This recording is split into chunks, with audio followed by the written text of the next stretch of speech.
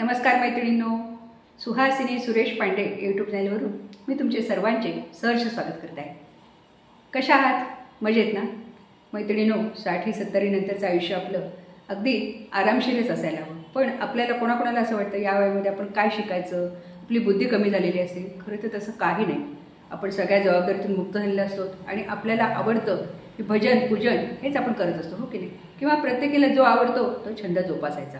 तर आपल्याला असं वाटतं की आपल्याला भजन कसं पाठ होईल, आपली बुद्धी तर आता कमी झालेली असेल. पण तसं काही नाही मैत्रिणींनो. आपण जर मनात ठरवलं तर आपण कुठलीही गोष्ट करू शकतो, हो की नाही?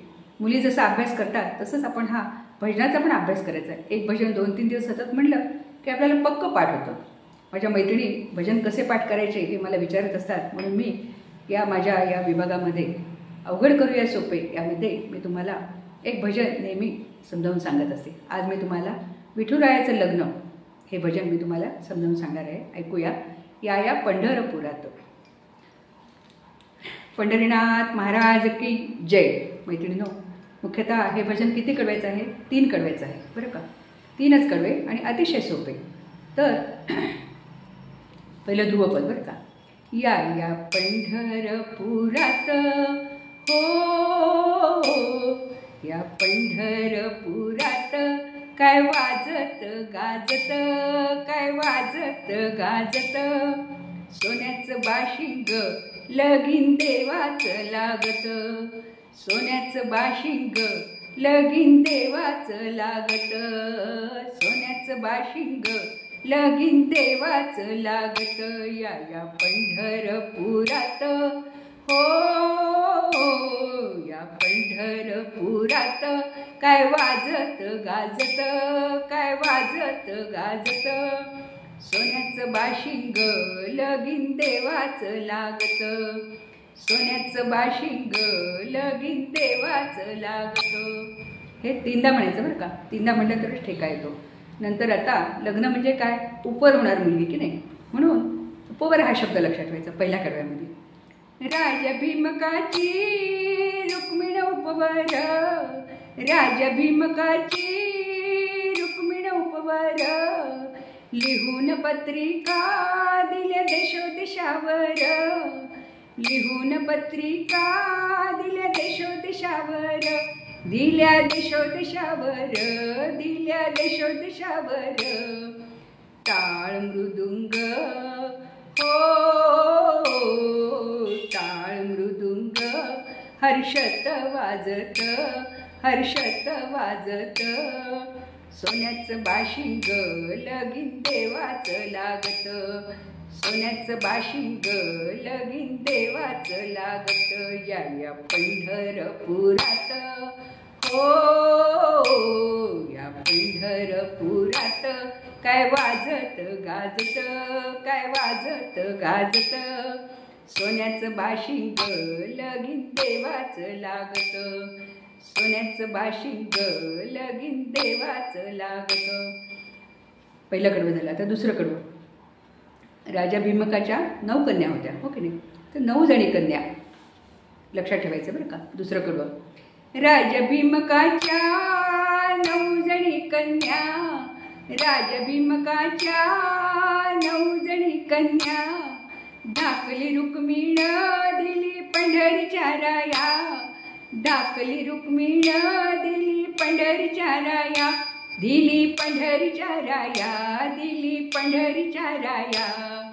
9 लाख मोती ओ,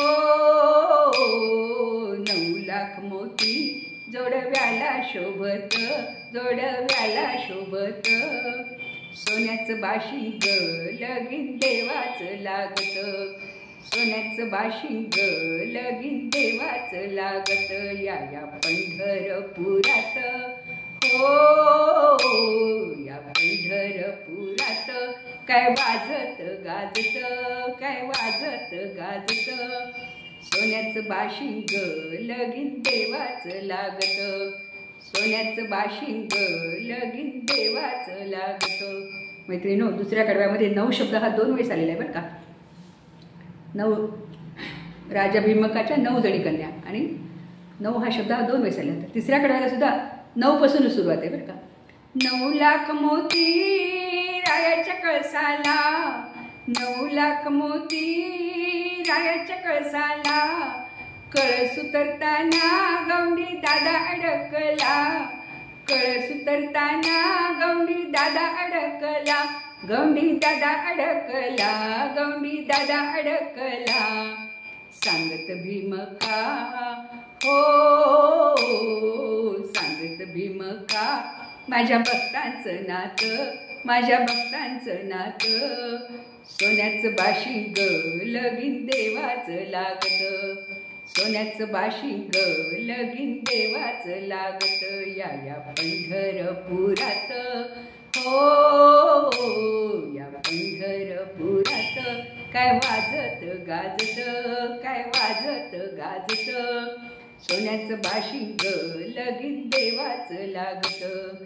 सोन्याचं बाशिंग लगीन देवाचं लागतं. सोन्याचं बाशिंग लगीन देवाचं लागतं.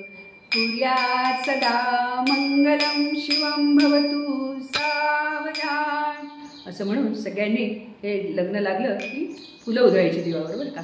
तर असं हे सुंदर भजन आहे मैत्रिणींनो. इतका ठेका सुंदर आहे हे गाणं. असं चालीवर म्हटलं आणि सगळ्यांनी मी म्हटलं की खूप छान वाटतं. मला वाटते तुम्हाला हे भजन 3 कडव्याचं समजलं असेल. पहिलं कडवं, दुसरं कडवं आणि तिसरं कडवं काय लक्षात ठेवायचं हे मी तुम्हाला सांगितलेलं आहे. मैत्रिणींनो, तुम्ही हे भजन माझ्या या भजनाबरोबर 2दा-3दा म्हणून बघा आणि एक कडवं लावून पाठ करा, बरं का. तुम्हाला 2 दिवसात नक्की पाठ होईल. तुम्ही बघा आणि मी हे सांगितल्याप्रमाणे जर तुम्ही शब्द लक्षात ठेवले तर काहीच अवघड नाही. पाठांतराला काहीच अवघड नाही, बरं का. तुम्ही बघा हे पाठ करून. माझे हे अवघड करूया सोपे या माझ्या विभागामध्ये मी आज तुम्हाला हे विठुरायाचं भजन म्हणून दाखवलेलं आहे. तुम्हाला आवडलं तर तुमच्या मैत्रिणीला शेअर करा. माझ्या भजनाला लाईक करा आणि खूप आवडलं तर माझ्या चॅनलला नक्की सबस्क्राईब करा. भेटूया आपण पुढच्या व्हिडिओमध्ये. खूप खूप धन्यवाद.